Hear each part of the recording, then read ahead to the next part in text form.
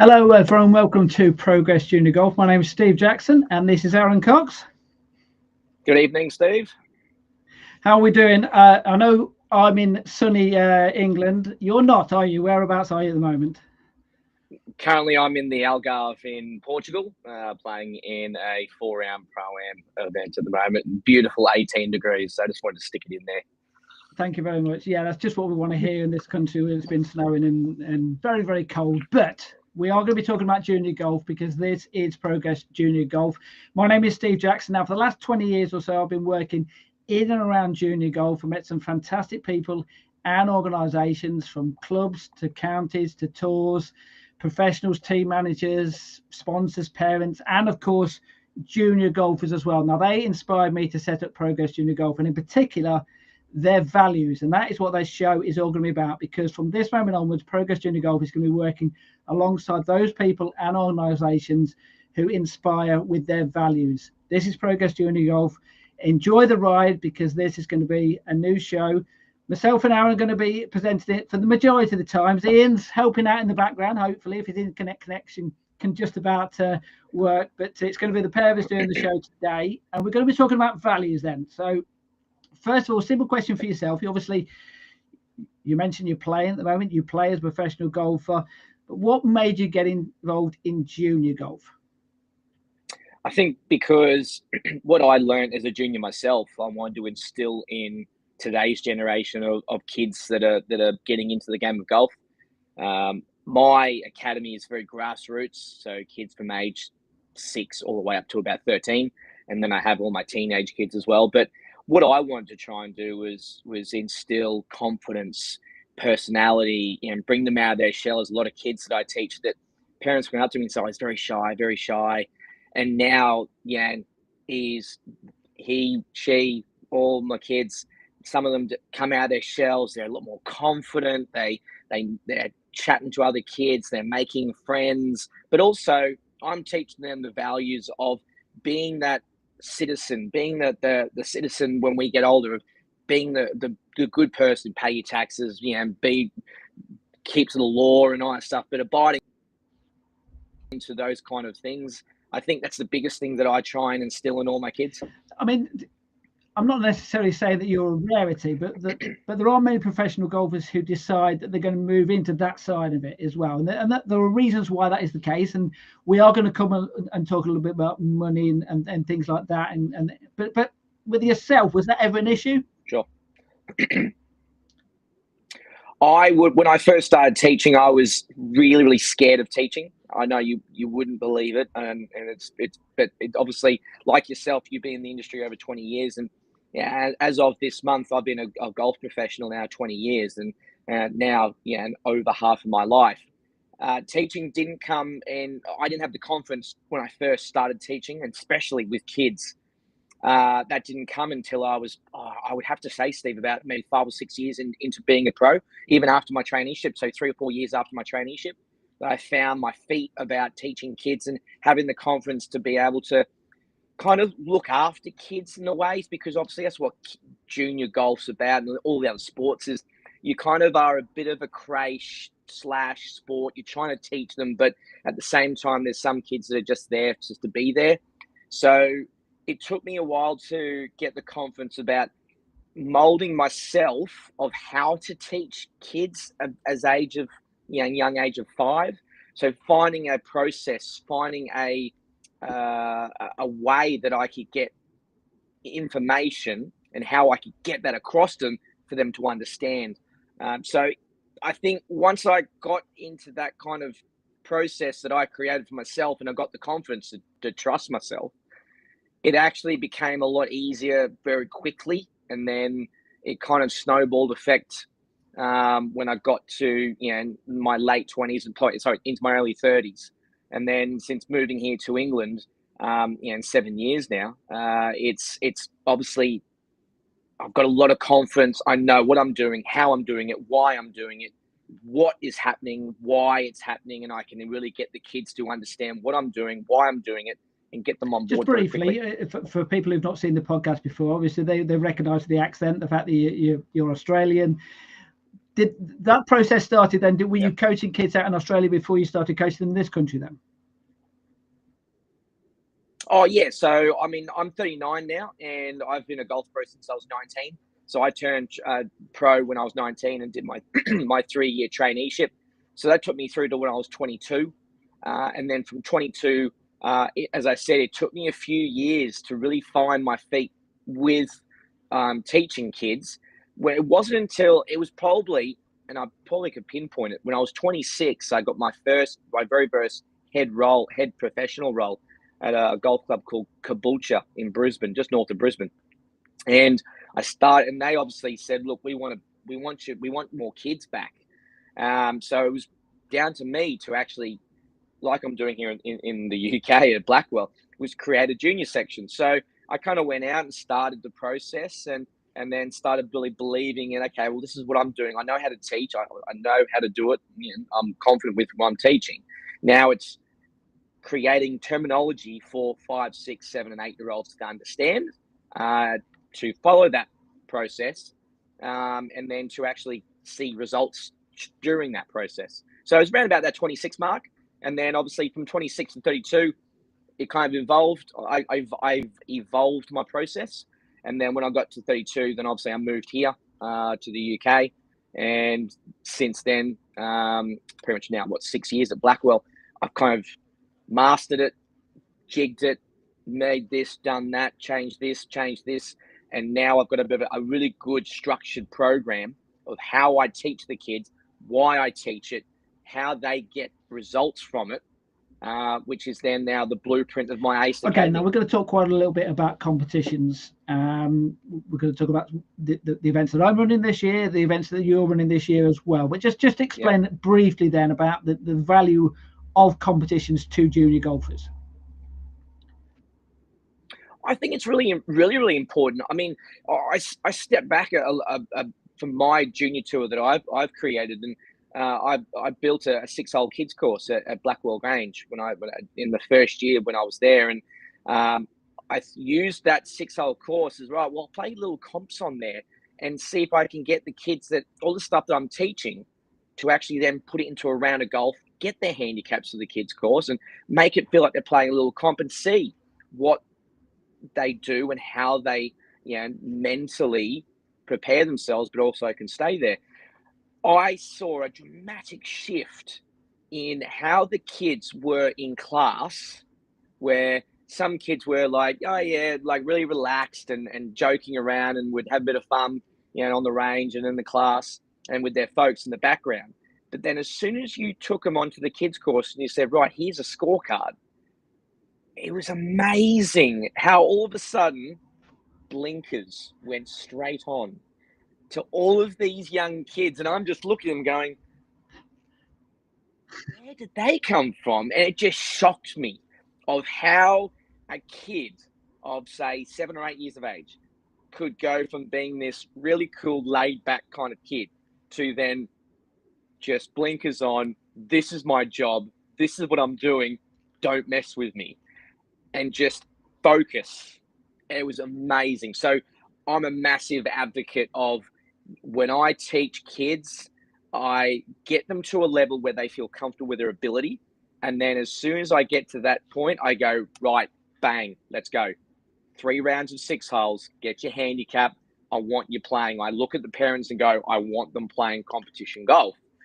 I just tell them, go do it. Right, we are going to talk about competitions then. We'll start off then just talking about what I'm going to be running this year. So just briefly, and then we're going to show a little video, and then we're going to talk about Master Series, basically, which takes place in the Midlands. You're based up in the Northeast, I'm based in the Midlands, so we're okay. Yep. Players can play in my competition, so they can go and play in yours if they want, and vice versa if they really want to.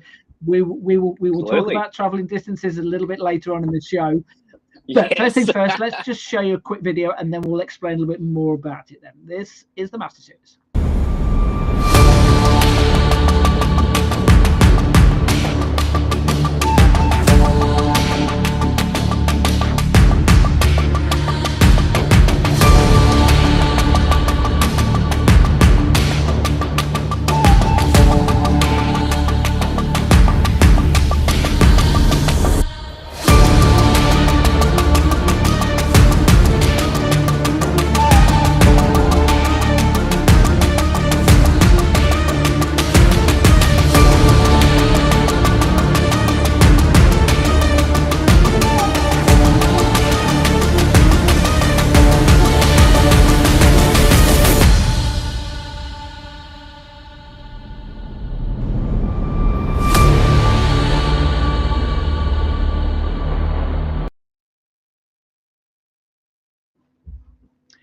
So that's the Master Series, Aaron, based in the Midlands there. So what do you think of video, first of all? It took me a while to put that together. Steve, that was mightily impressive. Far greater ability of doing that stuff than me. But biggest thing I wanted to ask you with your series is, what was the main factors of why you wanted to create this? Now I see it. There's 11 events, and that goes all the way through to October. So what was the main factors that you believe that were instrumental in you saying, hey, I need to do this? Well, the main factors was I wanted to have players playing in competitions which were close to them, courses whereby they might not play that often. So therefore I was looking for venues which didn't necessarily already hold a junior open. So for example, Hollywood Golf Club was one there, Fulford Heath was golf club there. We'll go into details about the Progress Junior Golf website, but I've got a list on there of all the junior competitions of the country.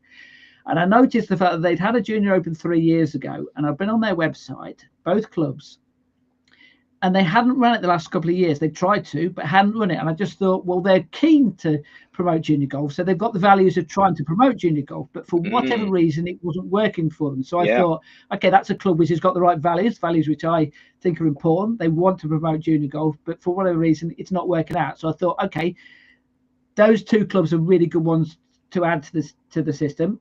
Then there was other ones as well, whereby Nuneaton Golf Club, which has run Robert Rock events before, has run Shire's Junior Golf Tour events, where normally has the biggest field of any junior open in Warwickshire. So it's a club which I know would put on a good show for the juniors. They'd look after them when they were there. So a little bit.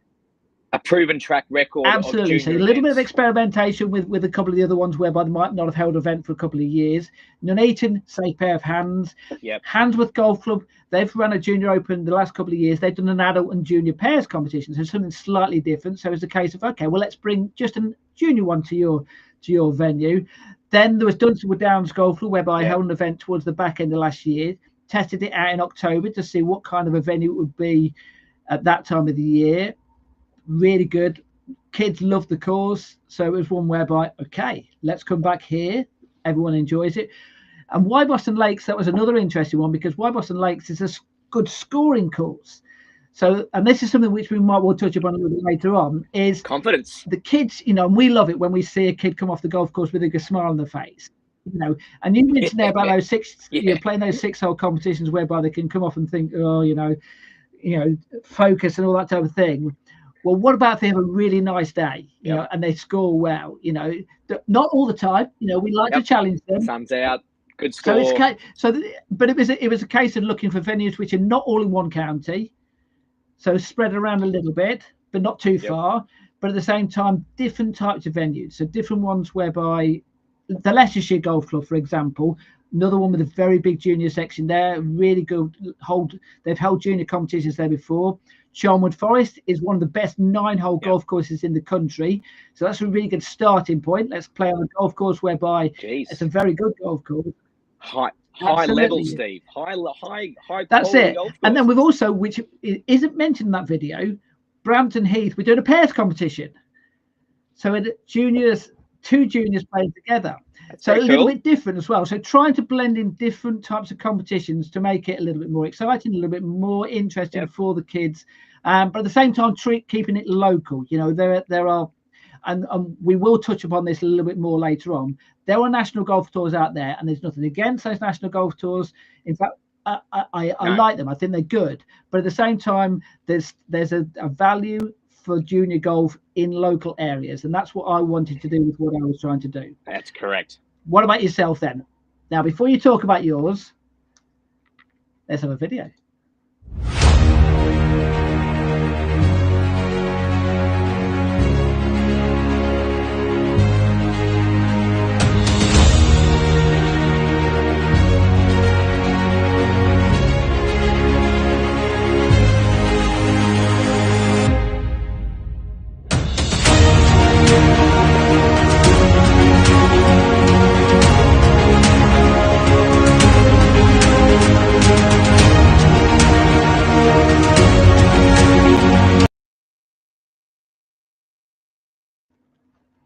Right, so that's the Aced Junior Golf Tour. That brilliant video, by the way. I mean, you said your video making skills is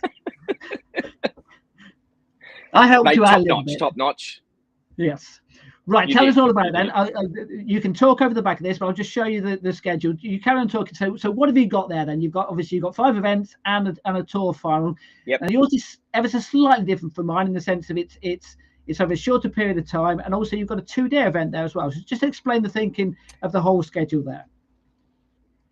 Yeah, so I created the tour as you said before, the values of having events in and around one county. So obviously you've gone a couple of outsides. I've totally come back to grassroots of County Durham.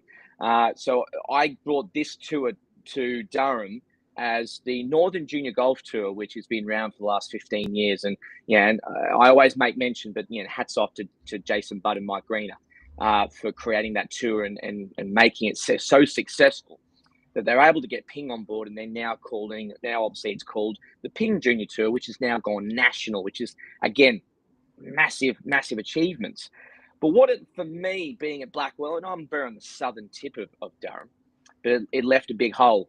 Out of 19 events on the Ping Tour, 5 in the Northeast, and I wanted to create a tour for the Northeast kids from all the way from, obviously, I've got a high number at Blackwell, which I'll be trying to get all parents to get them in and playing. But also there's a lot of kids up to Newcastle and Northumberland. As we will touch on it very soon, entry costs, driving distances. I wanted to give access to local golf courses, but show off the local courses. Durham have some fantastic courses, like you've got down in Midlands.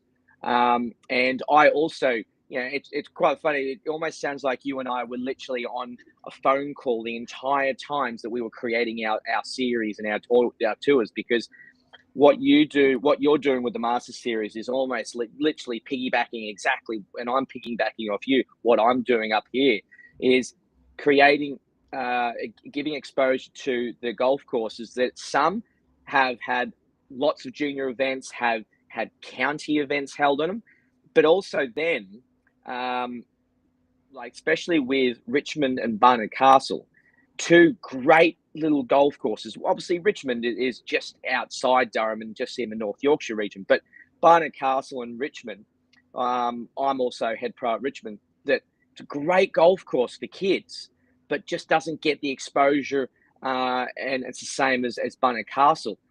Great little county golf courses that love the idea of having a junior event, but don't have many juniors at the golf club. So, and behind the Richmond, the 2-day major, as I called it, is I put together an organising committee, and I had a number of parents of kids that have been playing on the Northern Junior Golf Tour for the past 3 or 4 years. And so I formed this group of parents that I said I wanted total honest, 100% honest feedback. So I threw the ideas to them, and they started one by one giving me full honest feedback. And one of the parents actually mentioned that, hey, his son plays Robert Rock Tour events, has just last year started playing a couple of them down south, and said that none of the golf tours, including Northern Junior Tour, now Ping, and Robert Rock, none of the junior tours do a 2-day event. So I was like, well, I'm already doing something new, so why not just do something new again? So obviously Richmond, I'm head pro there. I spoke to the secretary, and they were like, yep, no problems, that's fine, that's easy, it'd be great to have kids here. So we're going to do a 2-day event, like the real 36-hole proper event, like the pros do, and like I myself do, and get the kids to actually, the kids that are leading after day 1 in their respective age groups, sleep on the lead. Are you going to send them out in reverse order for the second day? Is that how you're thinking along those lines? Yeah, so what I'm going to do is I'm going to put, obviously the leaders will go out then last, but I'm also then changing it up again, the ways of, boys and girls don't always play golf in these comps together. Like I know that they split the girls play with girls, boys will play with boys. I'm changing that whole structure. I'm switching it up. I'm putting the girls and guys out there together. I want them in their age groups. I have to say, in their age groups. But I'm going to put the boys and the girls out there all together in their own groups. I'm not going to separate it. Although the order of merit systems will be separate. The girls will have this order of merit for themselves. The boys will have the same thing in each age group. But they're going to play all together. And I'm going to start this small. But I'm going to do obviously something a little bit different to you and your Master Series. I intend to keep it all in Durham. So if it grows, fingers crossed, if it grows, there's 10, 11, 15 great golf courses in Durham that I'm going to hopefully just get bigger and bigger each year and have more and more. But I want to keep it for Durham. I want to keep it in Durham because there's a lot of kids from, as I said, from Newcastle all the way down to where I am and even just into North Yorkshire. That I just showed the schedule again there. Yeah, so Billingham round one. They've got a good little junior section at the golf club there. So they were straight out the way. They were like, "Yep, how can we help you?" Wearside, great venue because they do county stuff. So they were like, "Yep, no problems." The secretary was fantastic in the ways of giving me access to the course. Bishop Auckland, they've got a good junior. They've had lots of county and high elite amateur events at Bishop Auckland. So they were like, well, we're going, like you said before, like they've had big events, but then they wanted to try a lot like a young junior event. And then obviously Richmond, I'm trying to build a junior section there, which is, slowly getting there, but bringing kids to the golf course that they don't have many kids around. Barnett Castle, another, low junior section, but are very, very much on, we'll help you get a junior event going, absolutely. And then obviously to a final Blackwell, where obviously I've built the Ace Academy, where its home is. So the golf clubs, like you said, the golf clubs have been fantastic. There's a couple there that haven't had junior events that were like, count us in for that. We want to get our golf club exposed out there to all those kids. And then there's a couple of the golf clubs like Billingham and Wearside that were like, they've had proven track record. And then just want to, I suppose, support local kids, which is that was the value of the Ace Junior Tour. Whether the kids want to come from outside, if they want to come from the Midlands, look, it's an open door policy, but I really wanted to give the kids of the Northeast something that they could actually just call their own in the Northeast. And even if it gets bigger and bigger and bigger, it's theirs still, and they can play it whenever they want. Right, let's talk about we're talking about this driving distance in a little while. Let's talk about entry fees then. First of all, little video. Yes. First of all, this is the entry fees. Now, I mentioned earlier the fact that the Progress Junior Golf website has got all the junior competitions in the country on there. There's actually over 1,000 competitions there already on there for next year. Joking. Or for this year rather. So that's how many. I counted like 20 or 25 tours you've got advertised on your website, because I went out and look on there, and there's got to be at least 20 tours that are on that list. Yeah. So I've been through and I've looked at some of the entry fees on there, and this is no criticism of them in the sense of the way that they've done their entry fees and all that, but just to give you a flavour of the type of cost it is. This is what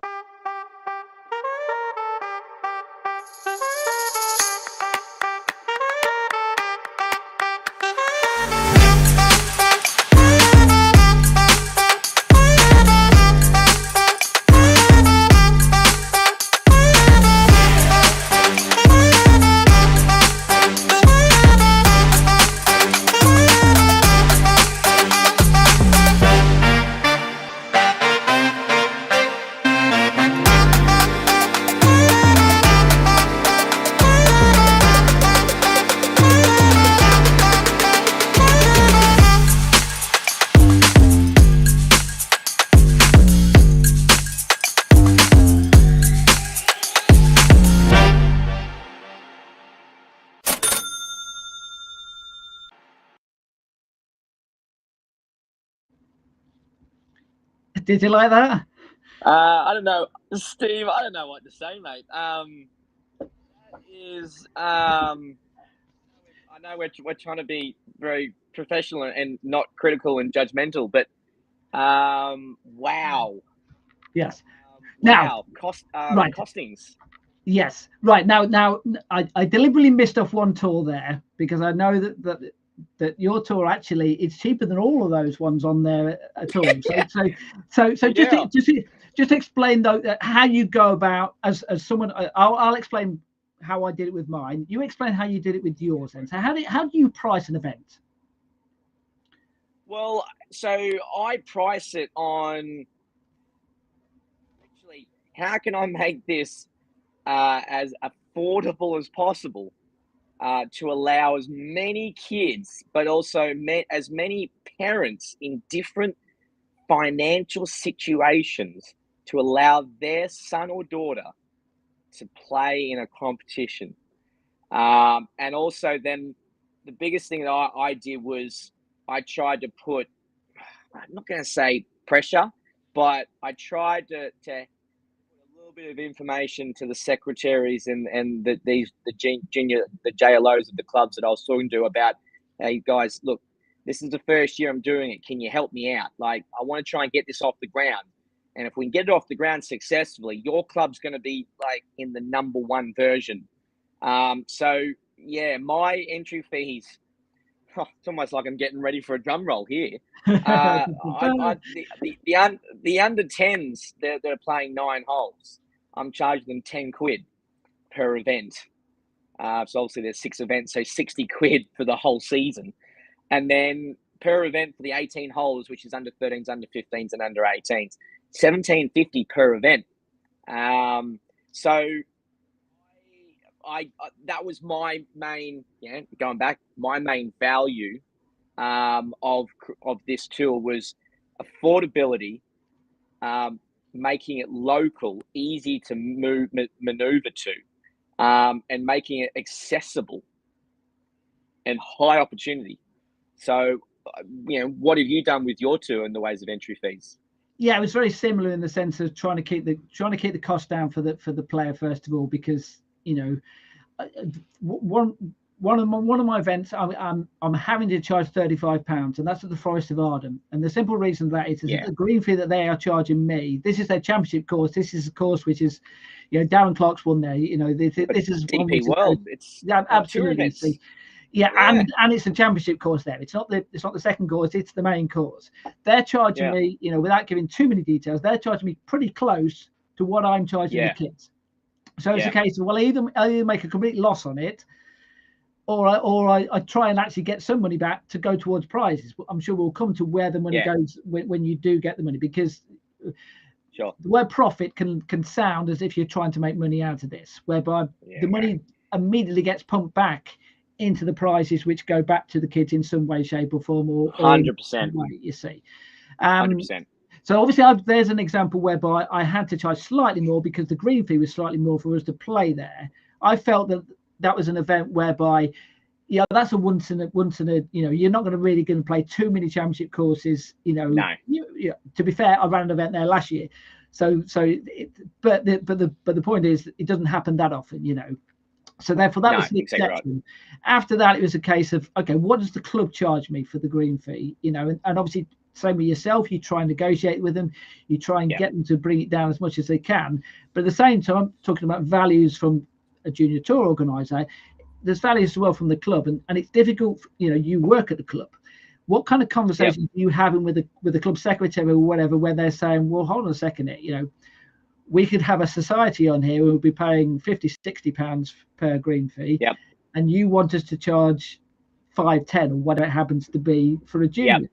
What's the value in it for us? And that's where you have to come up with, well, what's me as someone who works in the media, that's the angle I can throw back to them is, look, hopefully I can give you some nice publicity, get something out there. Absolutely. This podcast, we'll get you out there, we'll get you shown on here to say that you'll have the right values to promote junior golf. What kind of angle do you take when you're speaking to the clubs to try and get that best deal then? Well, obviously, very handy for me being a pro at 2 golf clubs, and both golf clubs that I've got on the schedule. It was very easy to convince them to allow me to pretty much have the golf course for those 3 or 4 hours that I asked for the tee times. The other golf clubs, I kind of had to put a little bit of weight onto. Well, guys, I'm trying to get this off the ground for the first year. If you need to charge me something, then fine. I'll just I'll just have to take. I'll take the hit. But at 17.50 and 10 quid, I've pretty much, I am going to be able to put obviously all whatever left is. I'm like you 100%. I have no interest in taking anything out of the tour, because I want all that money to go straight back into prizes and being able to create a very good, because I'm going to be getting massive trophies for the end of year Order of Merit. So I want to make them nice, which means I want to get some nice quality ones. But also then you've got prizes for each age group at each event, which is there's 6 events. So I just put a little bit of, just push down a little bit on the clubs to say, hey, look, can you help me out? The advertising, you're all over my social media. I tag you in everything from Instagram through to Facebook, through to TikTok, through to Twitter, through the media I do with yourself and on broadcasting about getting that name out there. But for me personally, up here in the Northeast, I didn't actually have to push or shove very hard to convince these clubs to help me out, which they've been absolutely superb. But you mentioned there the fact that you were perhaps already looking for where you might have 5 or 6 different venues for next year, or at least perhaps 2 or 3 different venues for next year. So that's something which even now you're probably thinking, how am I selling it for next year? To me, the way that I can sell it for next year is I can say, okay, here's a full field. So it's not, you're not wasting, you're not giving it a full day and then we turn up with 12 players or something like that. No. We turn up there with a full field of players. You're probably in the similar boat than myself. At the moment, you're kind of crossing your fingers that is the case, but you're fairly confident the fact that you are going to get a big field there. Yeah, well, I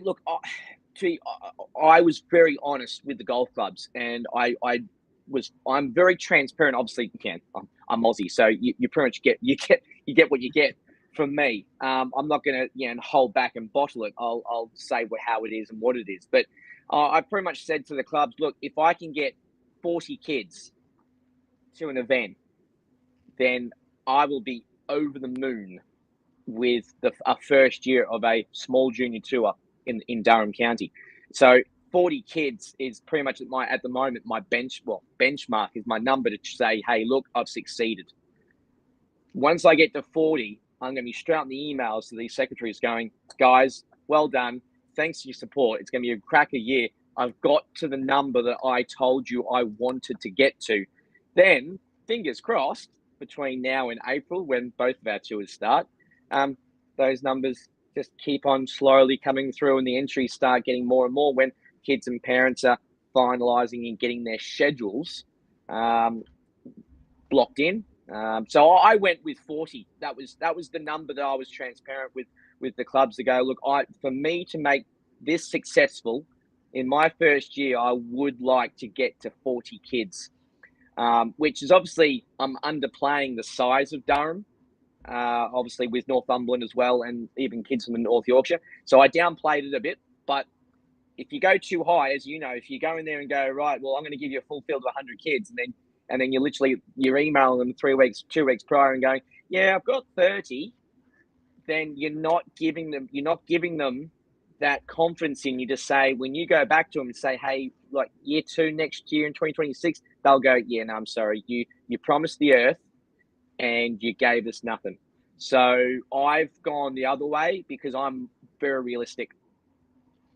Right. You mentioned earlier about prizes as well. And the podcast is about the values of what's a good prize? What's a prize? What's a worthy prize? What's something whereby a kid can walk away from that competition and go, I got value for money. I might not win it, but I feel as if I've got something out of that competition, prizes wise.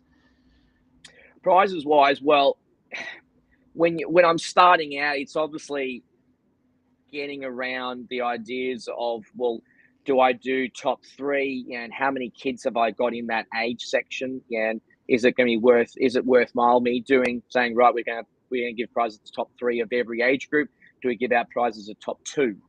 At the moment, I'm probably looking at the age groups I'm looking at now. I'm looking at probably top 2 with the numbers that I have. I mean, right this instant, I was actually just doing it today because I had 2 more entries actually come through. But I'm sitting at 30 kids right now. So, 16th of January, where we're now tomorrow for me 4 months away from 3 months away, February, March, 3 months away from our first event.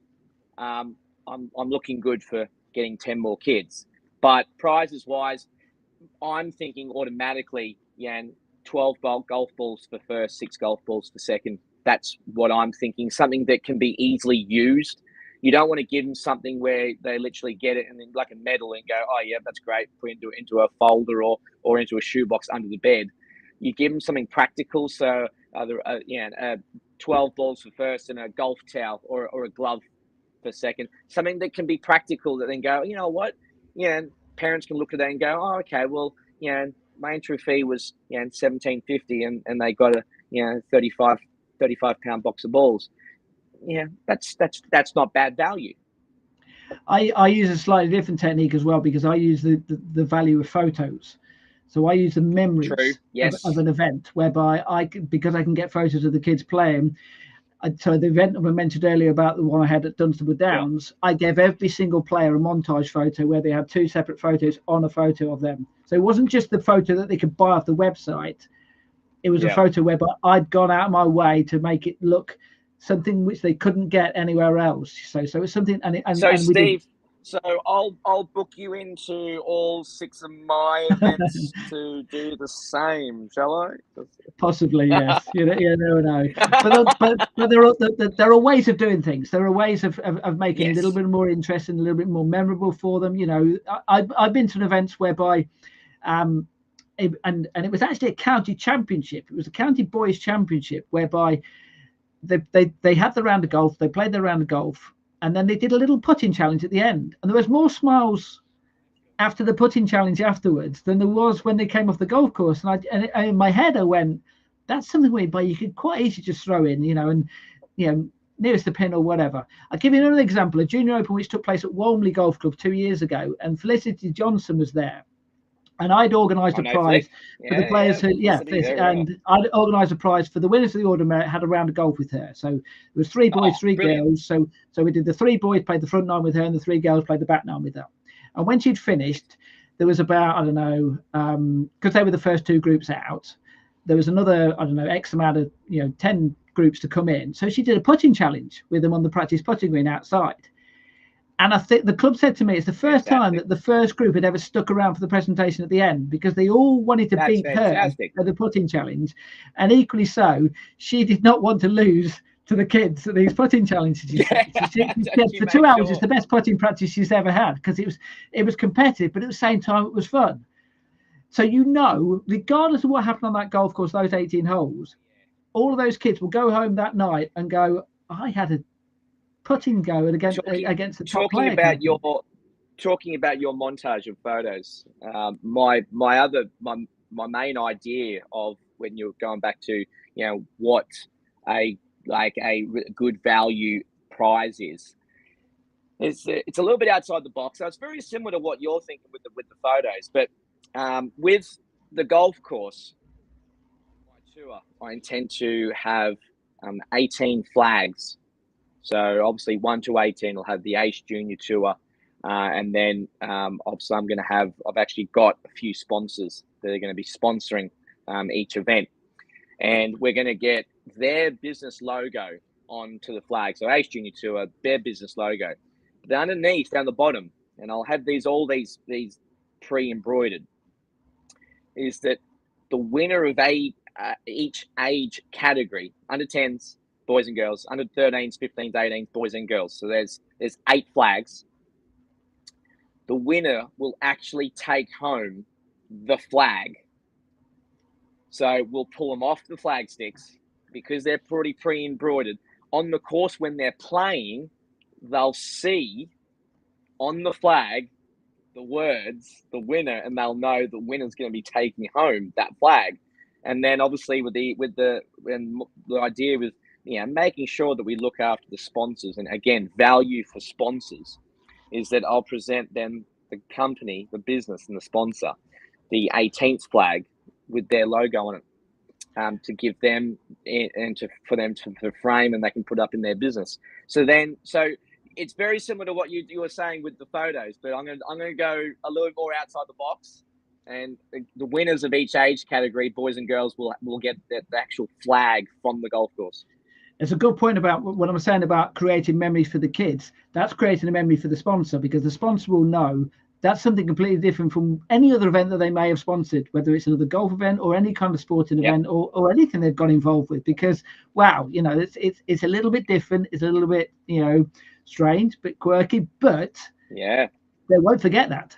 Right, let's talk about something slightly different. We've alluded to it earlier. Let's talk about driving distances then. We've both gone for a local golf tour. Perhaps mine covers a slightly bigger distance than yours. Sure. Let me show exactly how far my tour. Watch this.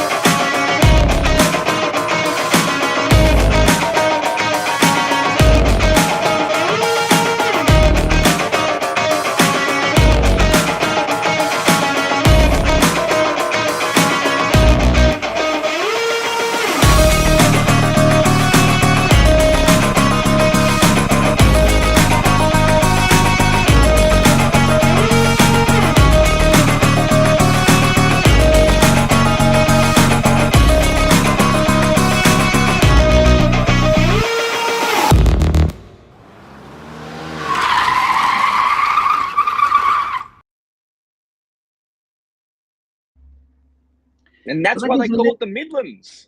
Absolutely, it's in the middle. You know, the nearest links golf course is about 2 hours away. You know, if you want to play links golf in the Midlands, then you have to travel somewhere a little way away. Right, but you see my point there. You know, in that they're all in a fairly small area. Yeah. You know, I mean, you talk about the northeast. I mean, the northeast is obviously quite a big area. I mean, you talk about Yorkshire. Yorkshire's a huge county. You know, well, Yorkshire goes down to like Northumberland obviously goes right the way up to Scotland. You see, so how much, you know, I mean, so Wearside Golf Club, for example, is in Sunderland. I've actually played at Wearside Golf Club. You see, so So and you're north. No, you said the southern tip of Durham as well. You see, so how far is it from one end to the other in the area you're covering? So the most northern event that I've got is Wearside, which is literally just south of Newcastle. And then, Blackwell's there, but obviously I've got Richmond, which is, Richmond is literally about 15 minutes away from Blackwell, but it is a margin lower. From Wearside to Richmond, you're looking at about an hour. So I've got a few kids from just on like north side of Newcastle. So you're looking at about an hour and 15 drive for those guys maximum. But for the chunk of all the kids so far that I've seen entries come through, we're talking, God, I'd probably say no more than half hour to 40 minute drive. And I'm right in thinking some of these competitions are 9-hole competitions. Is that correct for the younger kids, or are they all 18 holes? For the under 10s, they're all 9-hole events. Because obviously, one thing I didn't mention was the big difference between even my tour to your tour, Steve, is that my tour is designed from under 13s, under 15, under 18s, WHS kids, handicapped kids, because I'm doing something, again, new and different. I'm playing single Stableford. But for the under 10s, no handicap required, medal 9 holes. We will come to that. Right. Let me just show you a map, right? I know you thought I dropped a few tools in it with my pricing. I'll show you a photo.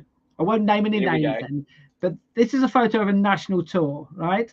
The yellow areas are where the events are being played this year. So I won't name the name of the tour, but as you can see there, you are going from Scotland right the way down to Kent. You know that. Yep. You know, and you know, we've not mentioned the actual physical cost, but obviously it's not cheap now to go, you know, with the petrol prices and diesel prices. I'm sure that tour is the tour that I know, Steve. Isn't that correct? It's not actually. It's not the one that you're Oh, thinking. okay. I've not. Right, I've not okay. dropped. I've not dropped any You friends in got it. me. You're okay. So, you're okay. Having said that, you're right. The Ping Tour does. So we're talking Scotland down to Kent. We're talking 6 hours, six and a half, 7 hours. That's it. Yes. So I mean, the beauty about that is obviously you can attract players from Kent who play in the events near there, and you attract the players up in Scotland and they play in the events near there. And obviously, if you're in a position whereby you want to and you would like to play in as many events as possible, then obviously then you can go and spread yourself across the country. But the point of the reason why I asked the question about the age of your golfers is the fact that, you know, if they're playing 9 holes, it might be a 2-hour round of golf. But that's not even half of it, because if they're spending 3 hours on the road getting to the event and then back again, it's a full day, you know, and that's a long day for young kids, isn't it? But also, if you do look at it, Steve, you look at a good percentage of all the tours, all the junior tours in the country. When do the young kids tee off? When do they tee off? Dead last. Yes. So, in other words, you're going to be leaving home at somewhere between 9, 10, 11 a.m. in the morning, getting down there for 3 o'clock, 3:30 tee off. Now, these junior tours, even the young kids at 9 holes, they won't take 2 hours. Adults can't play 9 holes at 2 hours, Steve. So you're going to get nearly a 3-hour 9-hole comp. So even if we say 3 o'clock, that takes it through to 6 p.m. Now, you're expecting then, and this is sometimes on a Sunday, maybe going back to school on Monday, or if it is school holidays, still an 8 and 9-year-old finishing golf at 6 o'clock, 6-ish, presentations, and hopping in the car and then driving 3 hours, as you said, 3 hours home. That's a long day for an 8 and 9-year-old kid, especially for one round of golf. Right.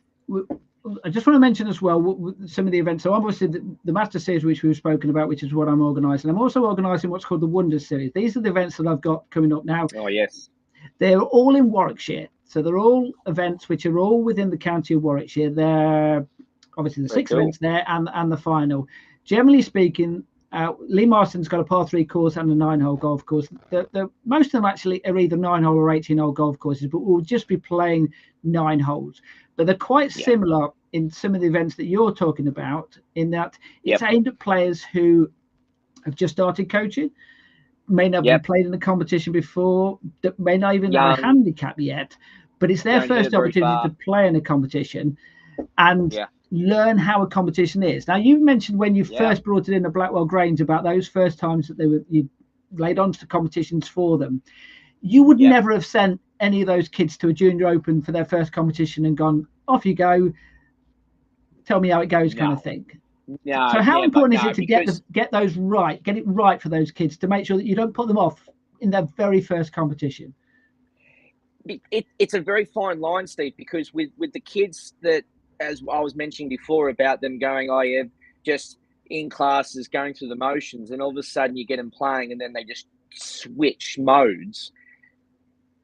If you get them playing with kids that they know and the parents are relaxed, they know their surroundings. In other words, I teach them at Blackwell. They know the range, they know the putting greens, they know the kids' course, they know the kids' course backwards.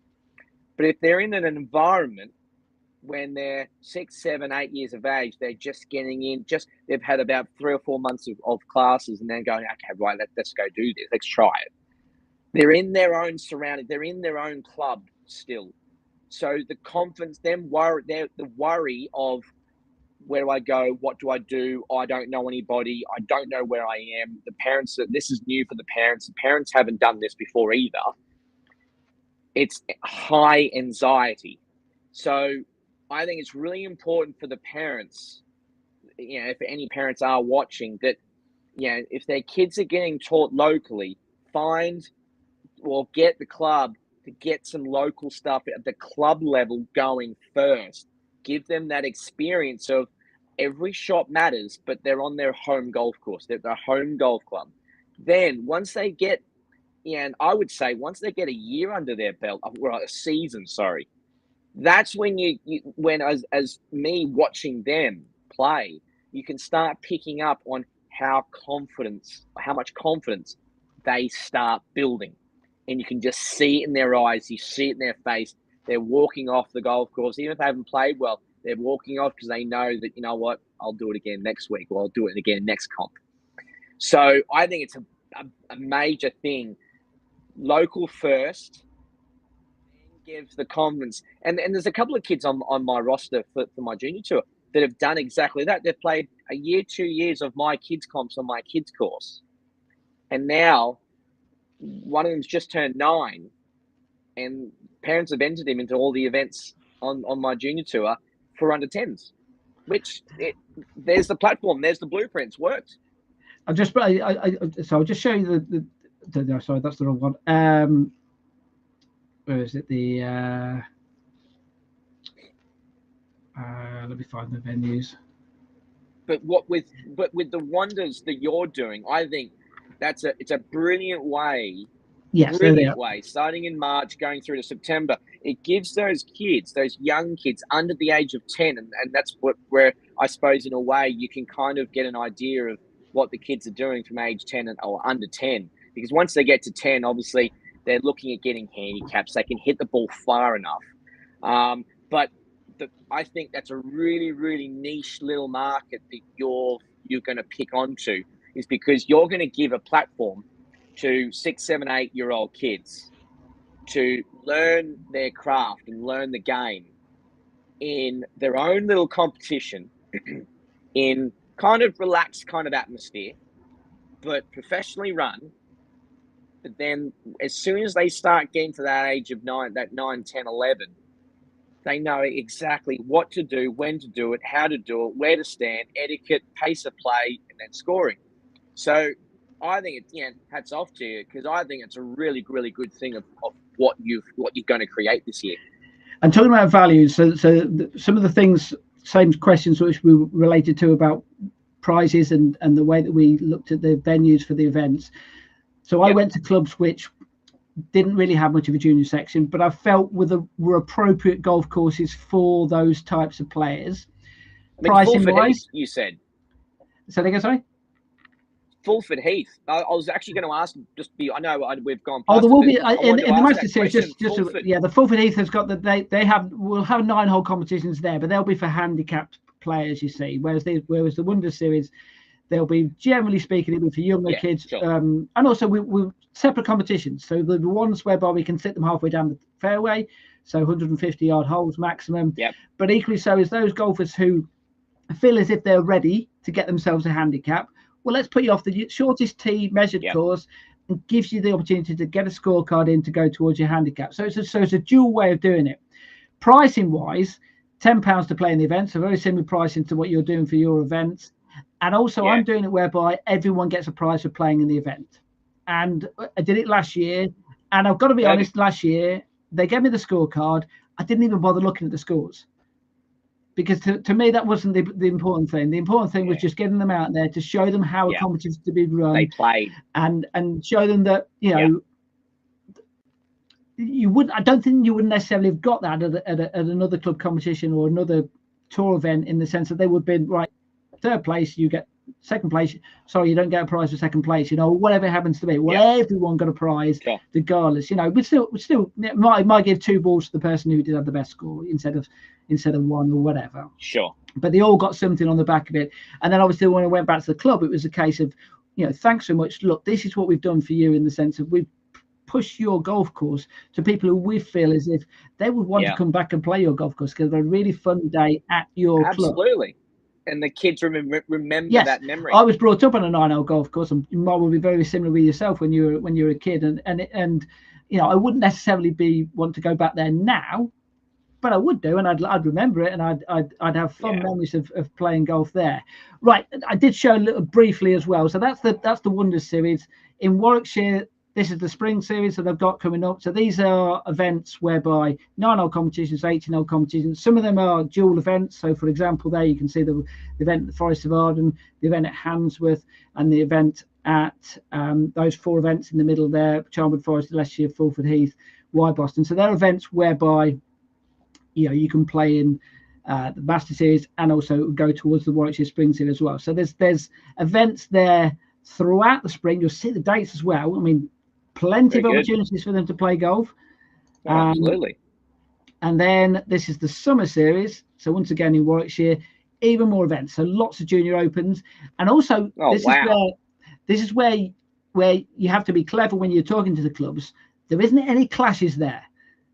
No. So they're all on different dates, and you'll probably notice as you go to the summer holidays, it's Monday, Thursday, Monday, Thursday, Monday, Thursday, like that. Yeah. You see, so it's the start of the week at the end of the week. So it's not even day after day. So therefore, it gives them the opportunity, if they go away on holiday for a couple of weeks, they might miss 3 or 4 Junior Opens, but equally so as they can still play in 6 or 7 towards the back end of the month, or whenever they go away. And then, as you can see there, grand final at the end of the year, and there's also a grand final at the end of the Spring Series as well, you see. So opportunities for players to get and play in these types of competitions throughout the year. Right. So that's what I'm doing in the sense of within Warwickshire and within the Midlands then. Let's talk about the Progress Junior Golf website then. You've been on the site. I'll just show you a few for those who haven't seen it. So it's set out whereby, I want people to play my events. No, there's no doubt about that. Come and play in these events. You can sign up, and we'd love to see you there. I would hope that you would have a good day. But within the website, there's the other event section there, whereby you'll see it's split up, whereby you can look at junior tours. You can see all the different types of junior tours you can play in there, and they're very different types of ones. The Founder Series is a very different type of junior tour to perhaps the Ping Junior Golf Tour, and it would certainly be very different from the Wee Wonders. Clutch Junior Tour as well. Clutch Junior Tour as well, exactly. You've got ones very different as well. Yeah, absolutely. You see, so different types of tours there. It's also split up into location, so therefore you can see there.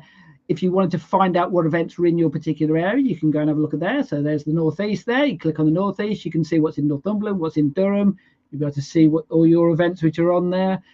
And even if you're on holiday, you might be up in Scotland. You might actually have fancy a round of golf. I might play in a little junior competition. We'll have a look on there, see what's up there. And obviously, you know what time you're going on holiday. So therefore, the easiest way of finding out is to have a look at the months. So you can obviously go on there and see what events are there in April, what events in the summer holidays, you see. So there are ways of finding out on the Junior Golf Tour, on the Progress Junior Golf website, where you can find out, and obviously the main ones as well.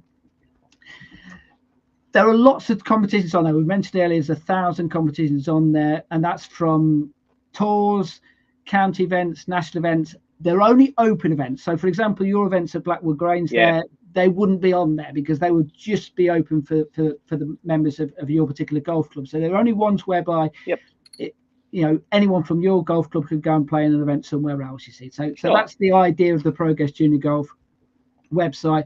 We try and promote as much as we can of all the different activities that you can have around the country, and hopefully that opportunity, Steve. Absolutely, and that's the kind of values which I think of as myself, is the fact that I put myself in the shoes of the junior golfer and go, well, where can I go and play in these competitions? And there isn't, believe it or not, there isn't another website out there which does tell kids and parents and clubs as well. I mentioned earlier about when with Warwickshire avoiding clash days. I'll give you an example of what happened whereby there was 2 golf clubs about 4 miles apart, and they put their Junior Open on the same day. And you were kind of like, well, surely one was talking to the other one and go, well, why don't you move yours 2 days forward or 2 days back or whatever, and so we've had a message that Ian's doing his work in the back there. Question: do the clubs charge a green fee for using their golf course? Very good question. Yes, they do, but sometimes they don't, and that's where you can do a little bit of negotiating with the golf club. What kind of, without going into too many details, what kind of green fees have you been offered and turned around to them and gone, that's a little bit too steep for the, or vice versa, where you've gone, wow, that's really, really good value? Well, when I started the process for my junior tour, as I mentioned before, that I tried to put a little bit of weight on the secretaries and the JLOs about saying, hey, look, can you help me out? Can you look after me by keeping the costs, the outgoings for me down, so I can put more into the kids and more into the juniors prizes, and then your trophies and the exposure that way. So for from Jamie from NZ, over my neck of the woods. I suppose, from my point of view in the northeast, a little bit different for yourself and even the guys down south, where obviously costs are a lot higher. I've got kind of quite low costs from green fees. The clubs have been really, really helpful and supportive. Yeah, I mean, I mentioned Forest of Arden, obviously, and also I mentioned the costs of the tours there, and the reason why the cost of the tours are perhaps slightly higher than it would do to play in a Junior Open is the fact that tours will get charged a green fee. So inevitably, we have to put our price up a little bit to cover the cost of the green fee, whereas obviously a Junior Open is run by the club, so therefore they don't really have a green fee to charge because they're the ones who are going to get all the income coming in. So Junior Opens tend to be a little bit cheaper, whereas tours a little bit more expensive. But not another way to look at it is obviously when I was negotiating with the clubs was, well, you're going to get the exposure, but then what's going to happen before and after when they play? Yeah, you got the bar there with the parents and the bowls of pop and the chips, and then the hot chips coming from the kitchen and the all the food, hot dogs and all that stuff. So the club not only just if they are helping you out in the ways of keeping that green fee low for us, you are pretty much giving them a green light to say, hey, look, kids, put on a kids menu. I'll advertise, send it out well before the event, and go, hey guys, the club's putting on food. This is the menu. If you want to eat, there's going to be opportunity for you to eat before and after. Have a breakfast, bacon sandwich, and then have a hot dog afterwards for the kids. And then obviously, the parents are going to have a beer as well. So that's another way of bringing that income. If they're going to help you out with keeping that green fee low, then you can say, well, you've got unrestricted access to 40, 50 kids, but then potentially another 50, minimum 50 parents on top of that. And that's where you can make the income, especially for these golf clubs that are in and about, that are a little bit away from everything. That exposure is great, bringing kids to the course, but then just that little bit of income across the bar and the kitchen can go a long way. Yeah, we're talking about this podcast is about values. Well, also value for money, and that's value for money for the club is the fact that they can make a little bit back on what they may not have got through the green fees. Exactly right. Right. Okay. Final part of the show then.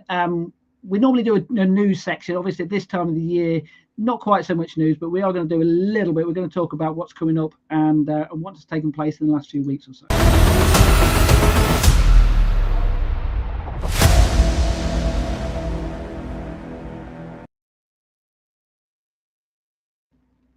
Right then, so not too many competitions, as you can appreciate. Mentioned earlier about the Progress Junior Golf website having all the competitions in the country. So this is what has been taking place in the last, or will be taking place over the next couple of months or so. Obviously, a few of those dates have already passed there, but anything which strikes you there immediately about what competitions are out there, Aaron? I mean, some of the things which amaze me is the fact that there's some clubs in there which are holding more than one competition. So hats off to them, the likes of Oakmere Park and Martin Heath as well. So hats off to them, not just the one competition, but trying to give more opportunities for kids over this time of the year. I think one of the big ones for me, which is, it's probably from experience, is Essendon, the US Kids North London Tour event on February 9th. Essendon in Hertfordshire, absolutely stunning golf course. There's two golf courses there at Essendon. And it's actually, I actually won my very first PGA Pro-Am in this country back in 2018 at Essendon. But other than that, like Lincoln, Essendon, looking at that list, I'm in shock of how many events through January, February, and into March. That's just January, February. That's absolutely brilliant. It just shows you that if you can get, this amount of clubs in January and February, I know it's not great weather and it's cold and we're gone through a bit of a cold snap. But if you can get this amount of clubs to put on this amount of effort for junior golf, imagine if we could keep this going and get more and more like this in a 2-month period across the entire country. Yeah, Lincoln Golf Club, that's another one which has held more than one event as well. The one which surprised me as well, before I started working for them, because I worked for them last year, was Bedfordshire County Golf Union. They won a junior tour for the county during the winter months there, and I have to admit I was a little skeptical of it. I thought, really, would kids want to play during the winter months? I got in a situation whereby all the events were sold out. So the simple answer to that is, what's the film Field of Dreams? If you build it, they will come. That's one of them things whereby, if look, there's a few. You're surprised with how many competitions there are on there, but if it's the only one which is taking place in your area, then where else are they going to play? Well, why don't you come and play what we're hosting? Right. Okay. Now there was a few. I'll just put the list up there again, because the ones at the top there, the Irish Junior Open Tour, they're the ones which took place on January the 1st and 1st, 2nd, and 3rd. I've actually got the results from those competitions. It's something actually I like to do with Ian, with trying to guess the scores, because he's usually dreadful at trying to guess these. But the event which took place on January the 1st then took place at Swords Golf Club over in Ireland then, and it's Stableford competition, played over 18 holes. The under 11s then, what do you think the winning score was for the under 11s? Under 11 Stableford, I'm going to put something ridiculous, mate. I'm going to say 44 points. 44 points, 61 points won it. What? Oh, wow. 61, and he won in countback. Well done to Countback, yeah. Well done to Ryan Tyrrell. To be fair to and obviously this is Michael who organised it. To be fair to Michael, he does a slightly different scoring system whereby he gives extra points and that type of thing, and puts them off tees a little bit closer to the green. But it's also a very simple way of keeping the interest as well, because as you mentioned, the weather might not be great out there, and it can be tough. But if they feel as if they're still scoring even when they're playing badly, that can keep the interest up, can't it, you see? So 53 points won the under 14s category. That was Cindy Zhang. Sorry, Ryan Tyrrell was one who won with 61 points. The under 90s won with 34 points. And there was under 9s, and they did that stroke play under 9s. And the winning score was level par 36 from C. Young. So well done for them for that. Now, the other one you mentioned there, that was over 3 days. That was played at Roganstown and Swords Golf Club then. What do you think the win score was? Over 3 rounds, and I've got a feeling that one of the rounds was only 9 holes, just looking at the score. So over 2.5 rounds, what do you think the score was? Stableford score? Stableford scored 2.5 rounds. So we're looking, I'm going to say something silly, that about, 120 points? Not quite, no. This was a little bit more sensible. It was 99 points, which I think that probably works out. 99. I think that off the top of my head, that probably works out about 9 under par, something like that. So, Gavin Tiernan, who won that. Connor Clark was second in that. So well done for all those kids who play, because I don't know if you. I suppose in Australia, it's slightly different playing on New Year's Day, isn't it? Slightly different weather. New Year's Day is always a competition, and so is Boxing Day. Every year, it's never different. Or every golf club in Australia, Boxing Day and New Year's Day is a club competition. Right. Lucky old you. Slightly different in this country. 240 players each day.